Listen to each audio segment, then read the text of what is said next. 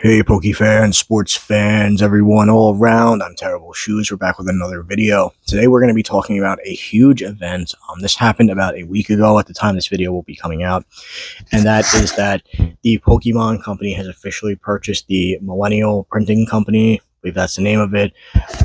And this is actually massive for the Pokemon TCG. And I want to talk about how I think this is going to have an incredibly positive effect on the quality of the game and the availability of the cards. I'm Terrible Shoes. Please hit the like and subscribe button. And yeah, let me know at the end of the video your opinions on what we're about to talk about on today's subject. So, the Millennial Printing Company, Millennial Printing Group, it was a partner of theirs since 2002, I believe it was, or 2022. I might actually be getting that completely wrong and just scrambling the numbers in my brain.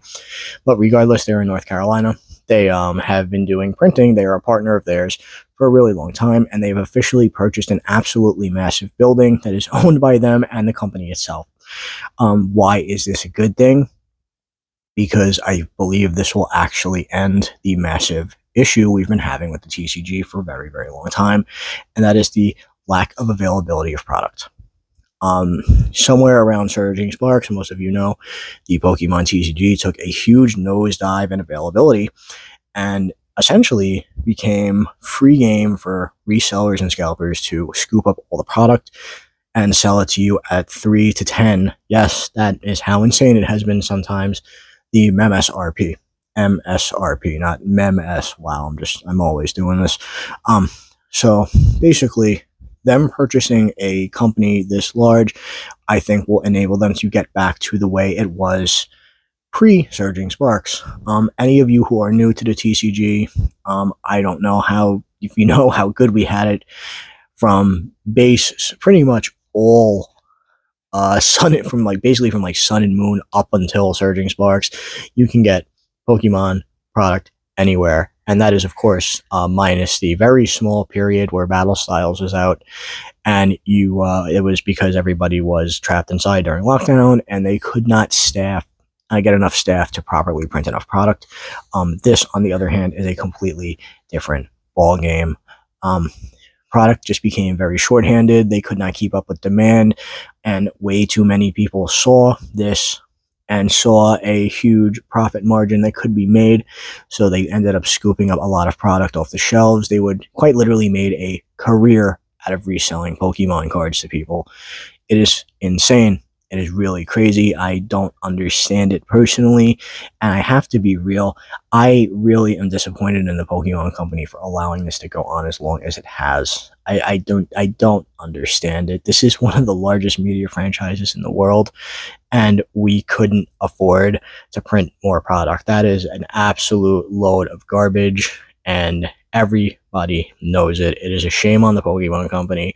They allowed the TCG to get into this state, and I almost feel as though it is a experiment by them to see how much we are willing to pay for products, so future product price increases can be much larger than what we saw from the jump from Sword and Shield to Scarlet and Violet.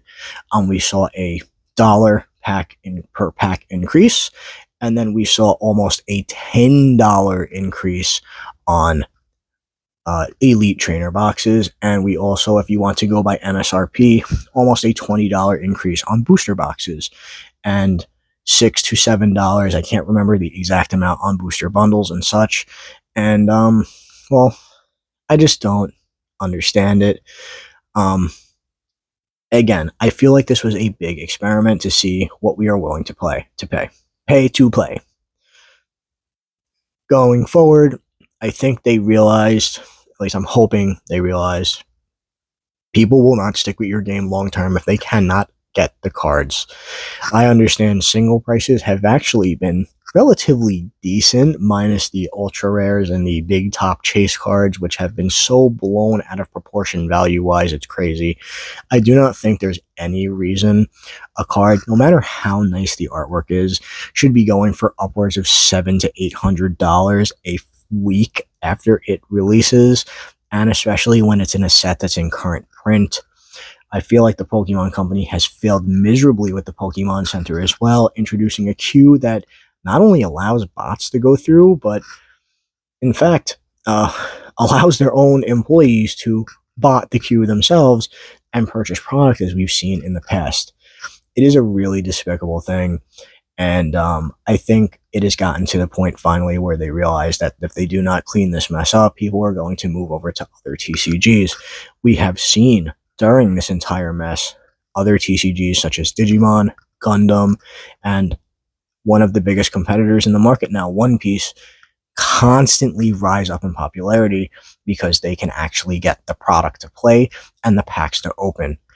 One Piece, unfortunately, now seems to be hitting a bit of a availability crisis as well, in which you cannot get packs as readily available as you could previously, and I hope that Bandai can actually fix this as well.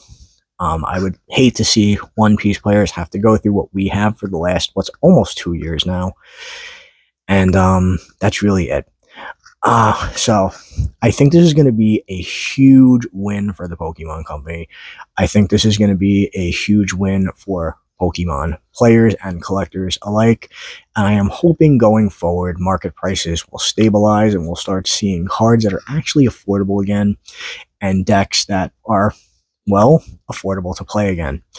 Because it is really crazy to me when we are seeing regular EXs going for over $10, in my opinion. I don't feel like there was any point in the TCG, at least to my knowledge, where the lowest rarity of a card was worth like just so out of reach, to the average player. Because let's be very real, we are also living in a time where a lot of people simply do not have the funds to collect the way they used to anymore. Bills are going up, food is going up, prices on everything is going up.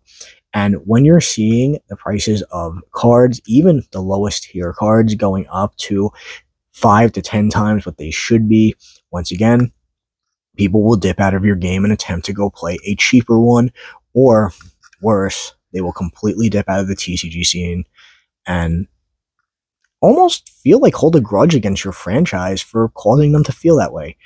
And it really sucks for everyone all around.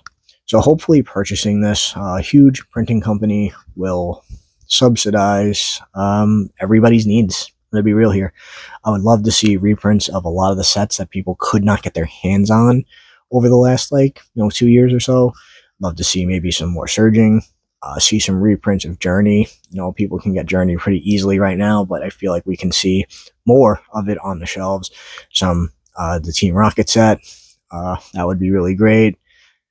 And what's another big one I think that they really should do a big reprint of? Prismatic. A lot of people really liked this set, and unfortunately, a lot of people couldn't open it because of the insanely low availability. Ascended Heroes we're now also seeing huge demand issues with, because the product just seems to not be anywhere, but everyone wants to open it. So hopefully they will print a ton of this set as well. That's really all I have to say here. I'm really glad to see Pokemon taking a step in the right direction like this. And that's really about it. I'm Terrible Shoes. Hit the like and subscribe button and leave a comment down below on what your opinion on today's topic was. Are you glad that they did this? Do you think this will help fix the scalping issues that we're having? And do you think that this will actually fix the availability issues that the card game is seeing? That's really all I have to say today. Thank you for watching me, and I'll see you in the next video.